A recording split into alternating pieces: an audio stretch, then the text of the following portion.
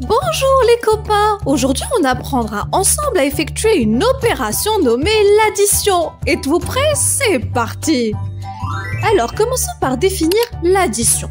L'addition est une opération mathématique qui consiste à ajouter un ensemble d'éléments à un autre ensemble. Tenez, voici un exemple. Ici nous avons un premier ensemble qui est la caisse de fruits à laquelle on ajoute la seconde caisse. Et voilà les amis, vous avez enfin effectué votre première opération d'addition. Alors pour tout comprendre, on va commencer par un premier exemple. Tenez, ici vous avez une pomme, 1, à laquelle on rajoute le signe plus 2 autres pommes. Donc 1 plus 2 est égal à 1, 2 et 3. Voilà, donc 1 plus 2 est égal au chiffre 3. On obtient au final 3 pommes.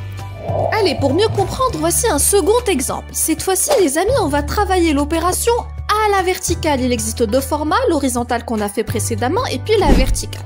Donc ici, nous avons 3 citrouilles, auxquelles on rajoute 2 autres citrouilles. Donc le tout est égal, on va voir ensemble. Donc c'est égal à une première citrouille qui rebondira, une seconde, une troisième citrouille, une quatrième, puis une cinquième citrouille. Donc 3 plus 2 est égal à 5. Allez, cette fois-ci, les amis, c'est à vous de faire l'opération. On aura 5 poires auxquelles on rajoute 4 pommes. À quoi cette somme est égale? Allez, réfléchissez, je vous donne un peu de temps. 3, 2, 1. Bravo, donc on va compter ensemble. 1, 2, 3, 4, 5, 6e pomme, 7e, 8e et 9. Donc, 5 plus 4 est égal à 9. Bravo les copains. Second exemple, voici 3 oranges auxquelles on rajoute 3 autres oranges. Je vous laisse réfléchir comme tout à l'heure. Allez, un peu plus d'effort. 3, 2, 1. Voici première orange, une seconde, une troisième, une quatrième, cinquième et puis une 6e orange. Donc 3 plus 3 est égal à 6. Bravo! Qu'est-ce que vous êtes doués les amis? On enchaîne avec un troisième exemple. Voici 2 bananes auxquelles on rajoute 7 papayes. Donc la somme est égale à... Je vous laisse réfléchir.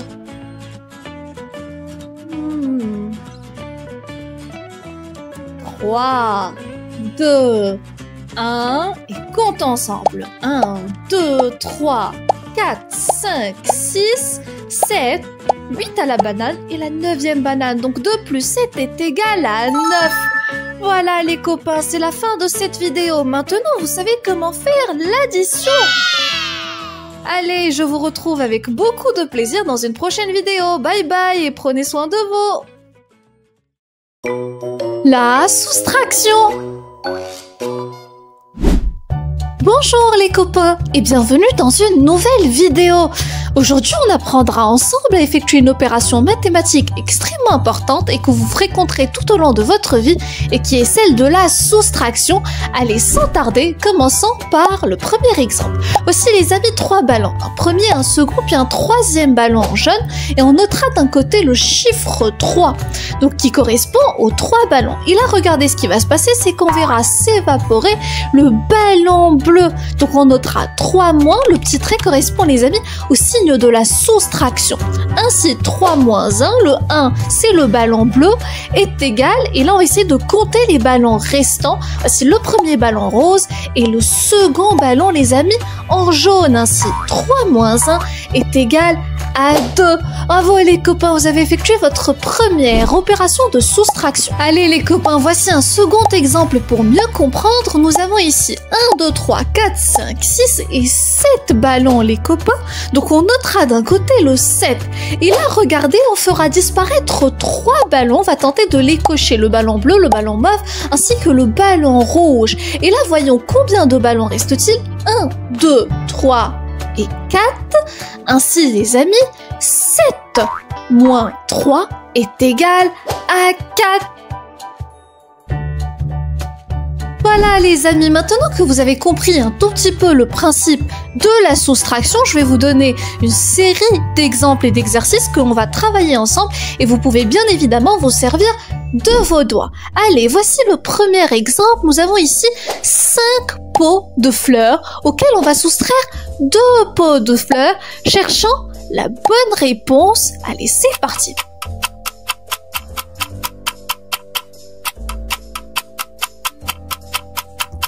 Et là, les amis, le temps est terminé. Si les 2 pots de fleurs ont été vendus, voyons combien de pots de fleurs reste-t-il. Voici un premier, un second pot de fleurs, puis un troisième pot de fleurs. Ainsi, les copains, 5 moins 2 est égal à 3. Excellent. Allez, on enchaîne un autre exercice. Je vous mets de plus en plus dans le bain. Donc, voici 8 vases auxquels on va soustraire 4 qui ont été vendus.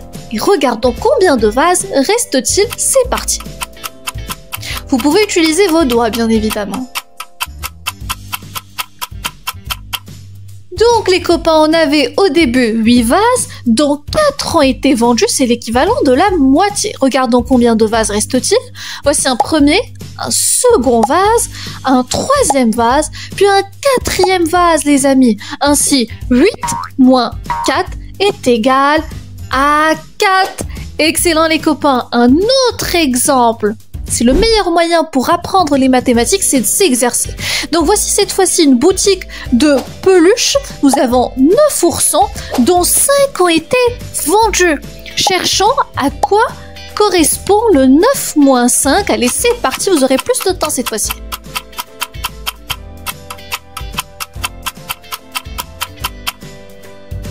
Allez les amis, 5 oursons ont été vendus. On va leur accrocher l'étiquette vendue et regardons combien d'oursons reste-t-il. Voici un premier, un second, un troisième, puis un quatrième ourson. Ainsi les amis, le 9 moins 5 est égal à 4 oursons. Un autre exemple, cette fois-ci avec des chiffres beaucoup plus grands et ce sera le dernier dans cette même thématique. Nous avons 13 pots de miel dont 11 ont été vendus. La vente a été bonne aujourd'hui. Donc 13 moins 11 est égal à combien? Vous aurez plus de temps. Réfléchissez.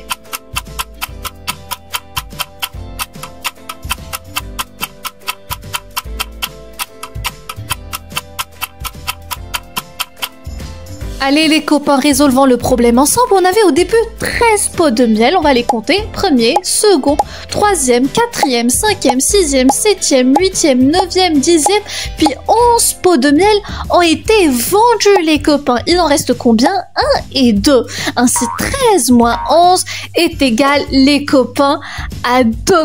Et là les amis, je vais vous donner une petite particularité. On va prendre un exemple. Voici 3 chapeaux. Et qu'est-ce qu'on a eu? Que les 3 chapeaux ont été vendus. Combien de chapeaux reste-t-il dans la boutique?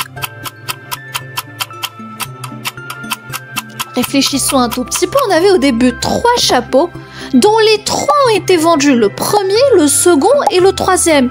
Et là, les copains, au final, on ne se retrouve avec aucun chapeau. Ainsi, 3 moins 3 est égal chiffre 0.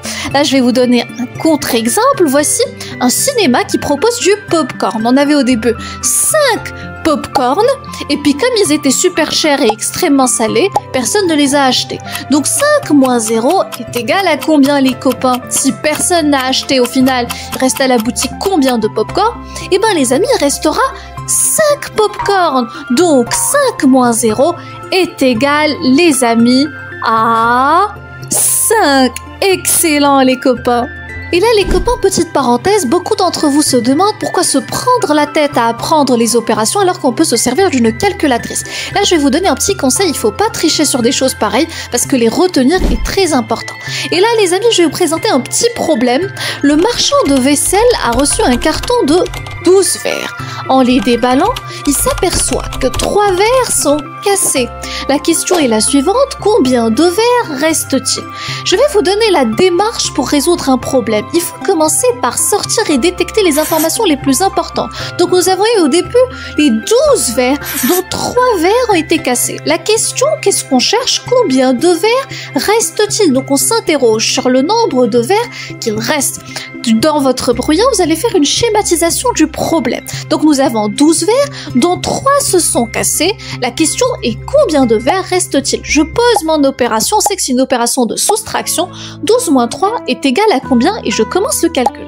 1, 2, 3, 4, 5 verres, 6 verres, 7 verres, 8e verre, ainsi le 9e verre. Ainsi 12 moins 3 est égal à 9. Et là les copains, voici comment on résout un problème sans le rater. Allez là les amis, un dernier problème un tout petit peu plus difficile. Lors des premiers entraînements de course à pied, Adrien faisait 100 mètres en 15 secondes. À force d'entraînement, il a pu gagner 6 secondes. La question est la suivante, en combien de temps parcourt-il maintenant les 100 mètres? Donc on va reprendre la même démarche.